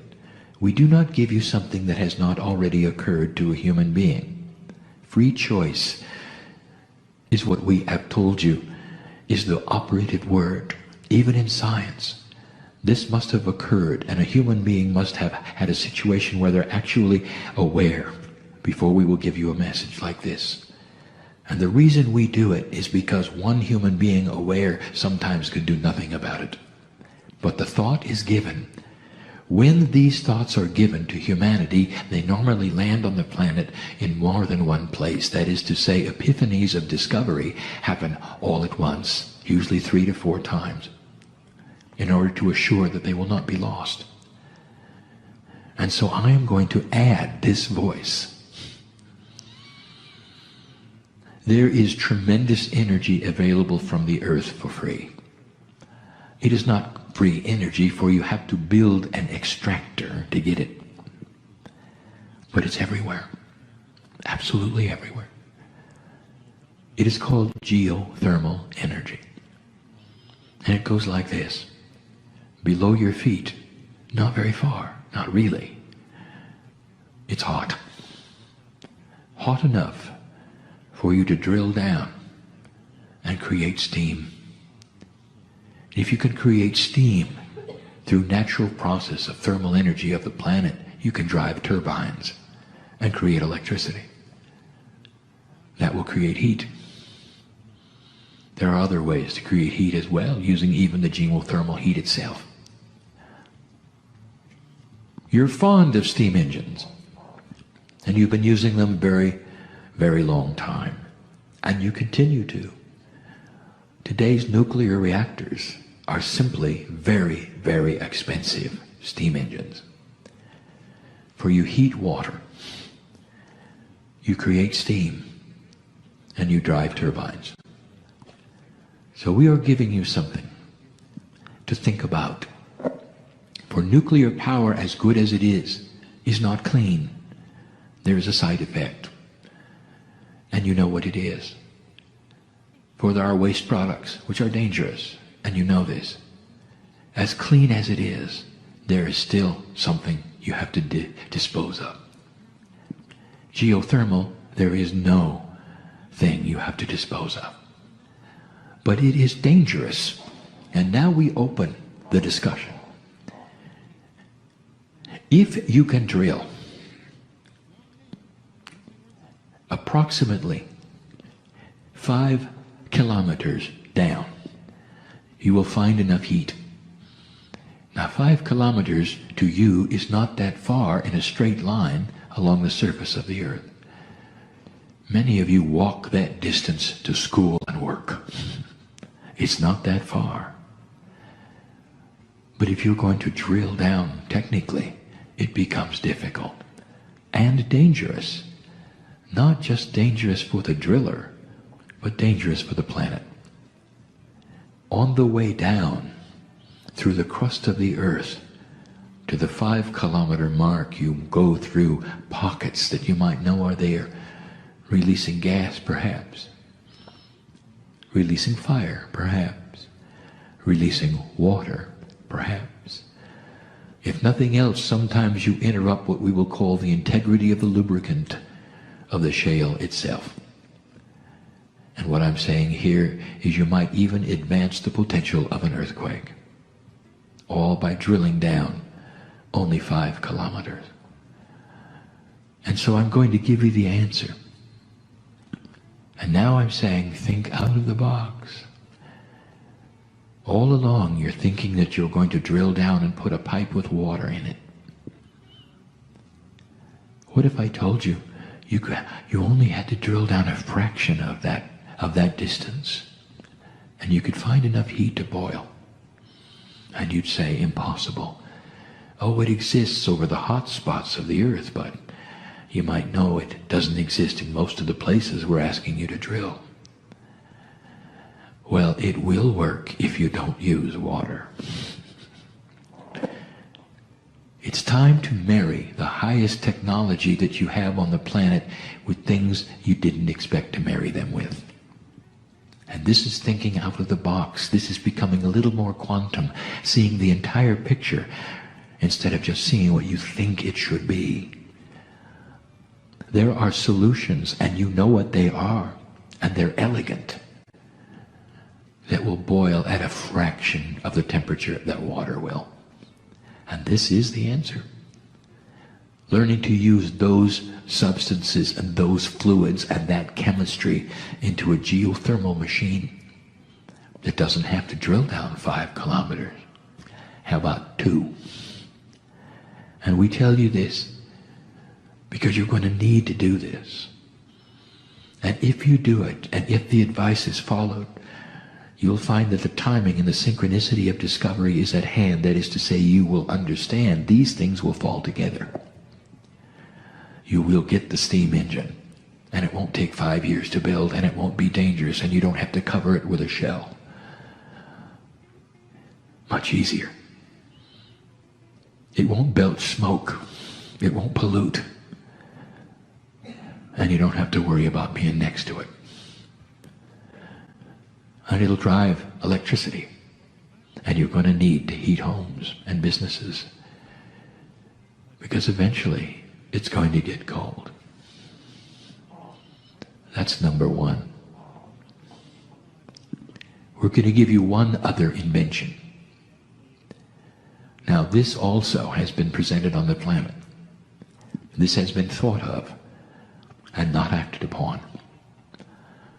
This actually is not all that new. But I will tell you that there is a situation at hand where it was inappropriately purchased and pocketed. So I'm going to give it to you so that the public can see it, and anyone with synchronicity who listens to the message and reads the words will understand it. Even you sitting in the chairs will understand it. And the scientists and the physicists will then have to implement it.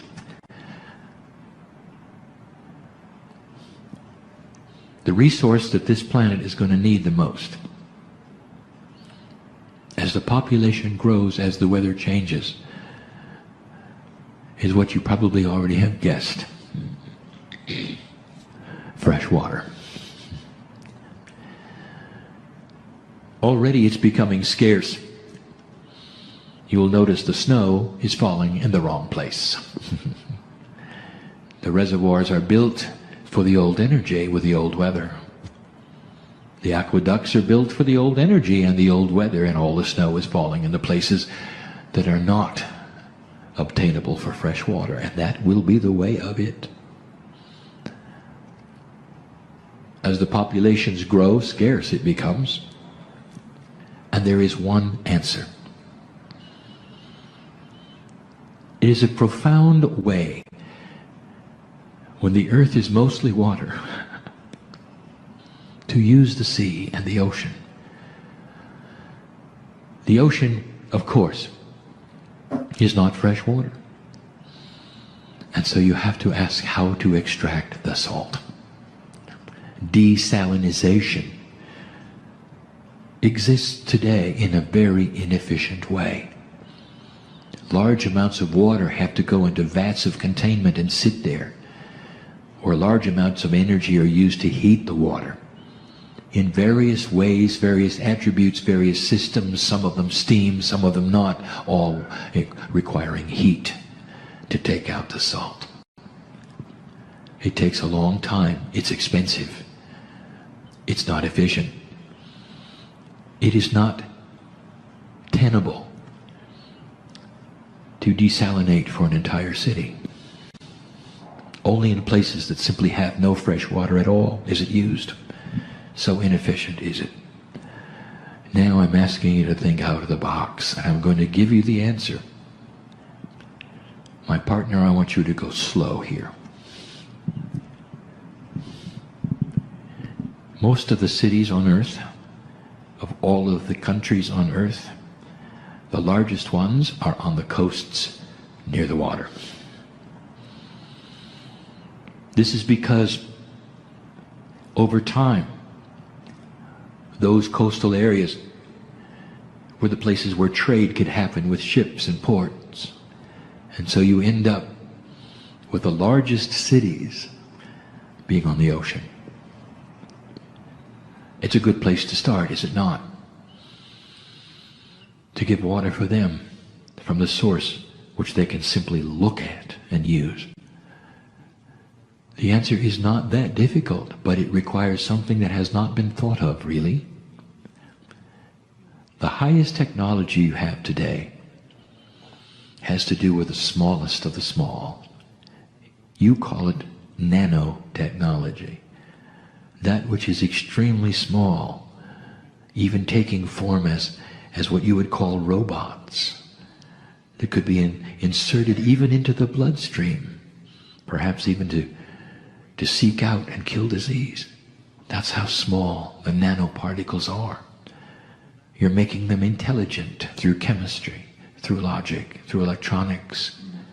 And cleverly, you find that they can do many things. Now I'm going to give you a task. You're going to build a desalinization plant where the water never stops flowing, where it can be treated and salt can be removed and a byproduct created that you had no idea about. It never has to rest. It never has to be cooked. There is no heat involved at all. It goes in one end and comes out the other in a steady flow. In one end it's salty, in the other end it's fresh, ready then for purification. And here is the answer. Through nanotechnology, in the first stages of the system with the water flowing, you release enough nanotechnology robots that are assigned to find the salt and attach themselves to it. Except there is a caveat, and that every single robot is magnetic. I am the magnetic master, after all. All of the salt then becomes magnetic. It's not that hard. You have the chemistry for it. You have the nanotechnology. Think out of the box. Think out of the box. Chemist, physicist, you can do it. On to the next stage, flowing into the next part. Tremendous, huge electromagnets pulling the salt out of the water completely and totally because the salt is magnetic. Out it goes. Oversimplified, perhaps. But this is the way of it. No heat involved. byproduct? You won't believe it. Oh, and it will be controversial when you discover it. Magnetic fields applied to water often creates water that is quite healing. Do you see where this is going? What a device that might be. It will be quantum, you know, because it uses magnetics. And this is what we wanted to give you today. This is what we wanted to have recorded today. In this way, that you might hear it. There is so much more. And just in closing, I will tell you what we see in the future, and we're not going to give you a time frame, for there is none. This information I'm about to give you can be 2 generations away, maybe 3. But it all has to do with quantum invention. Physicists, listen, I'm going to give you something you already know is possible. It is another field of science that flies in the face of everything 3-dimensional you've ever learned. Humans are funny. Even in the highest math and geometry you have, everything is defined in a straight line. Everything defined in a straight line. A circle is an infinite number of straight lines. That's funny. It's almost as though a circle didn't exist in nature, and the human has to straight line it for it to exist. Interesting, isn't it? I'm just giving you the bias. Bubbles have always been around. They're beautiful, you know. They're natural, you know. The circle is a natural occurring event in space as well. What you don't know, and you may suspect, gravity and magnetism all bend. They don't go straight. They never have. What about light? It doesn't either, when affected by the other 2. That ought to tell you something. Nothing is really a straight line at all. The only straight lines around are in the brains of the humans.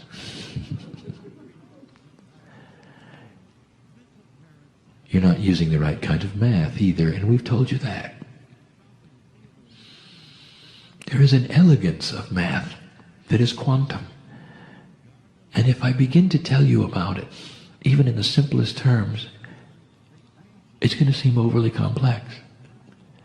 Quantum math uses something that is going to be discovered, and we're going to give it a name, and that's going to be influential numbers. Numbers that exist not with empirical values, but with values that are influenced by the numbers around them. 4 is not a 4. 4 is modified because of the numbers that sit next to it. In a formula, in linearity, in counting, each time a formula is manufactured in a quantum state, looking for a solution, all of the numbers are modified by the numbers next to them. They're influential numbers. The 4 is affected by the 5. Reduced maybe by the 3. And in quantum math, if you use influential numbers, dear ones, it is a beautiful thing when you find out the attributes of them and they are consistent. You will then have the formula for a circle being a whole number, not an irrational number at all. It won't be pi. It'll be pi solved. We ask the physicists to work it backwards if you have to get a whole number of pi. That'll give you a hint at what has to be done. Imagine mathematics with influential numbers, where each number is not empirical, but influenced by the one around it. I'm giving you high math now. And here here's how it's going to serve you. Because when you start to understand it, you're finally going to understand what I'm going to call the holy grail of physics. That's a human term. In your straight line thinking, in your bias, you have all of your 3D formulas, don't you? And when you look at the basis of physics, you talk about those things which have mass. And in those things which have mass, you've even figured out atomic structure and density. All those things. And you think they're static, don't you? You think there is a formula that is for everything. If it has so much mass, it weighs so much in a certain atmosphere, a certain gravity. You've got it all figured out. And I will tell you that all of those formulas are 3D. And as soon as you become quantum with them, they all stretch. All this to tell you this: it is possible for you to alter the mass of any object in existence. It doesn't matter how large or small or dense it is. You can alter the mass of it, and you have thought all this time that the formula is static, and it is not. In Yugoslavia, there's a workshop. Historic it is, for the man who thought out of the box, Tesla. And in that workshop there are marks on the ceiling for the objects that took off on his workbench and went straight up. Shattered they did, hitting the ceiling they did. Nikolai was frustrated, for he had discovered massless objects and didn't know how. He thought out of the box, the only one in existence to ever give you a thought of how alternating current might work. Oh, it's more than 3D, study it. The same applies with numbers.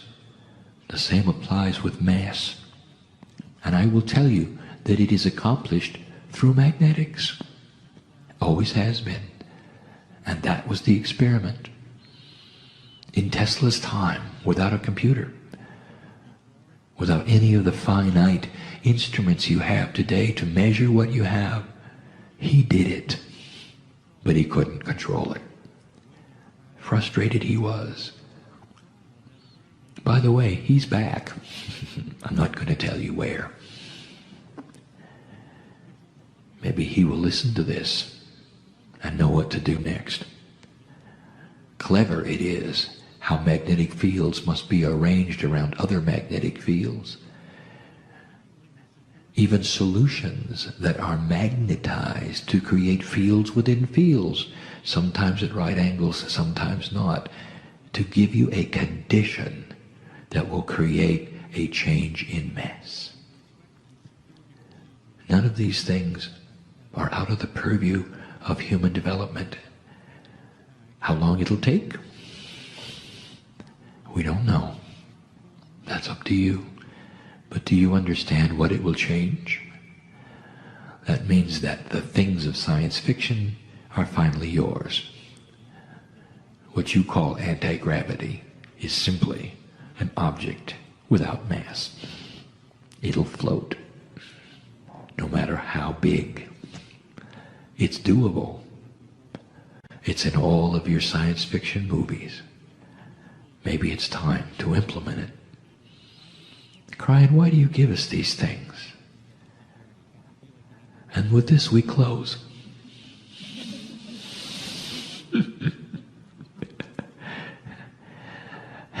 We want you to stay here.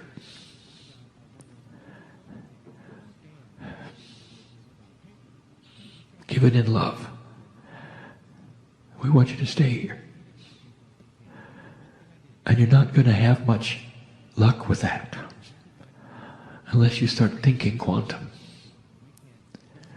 unless you start accelerating the inventions and put some of the politics out of the way.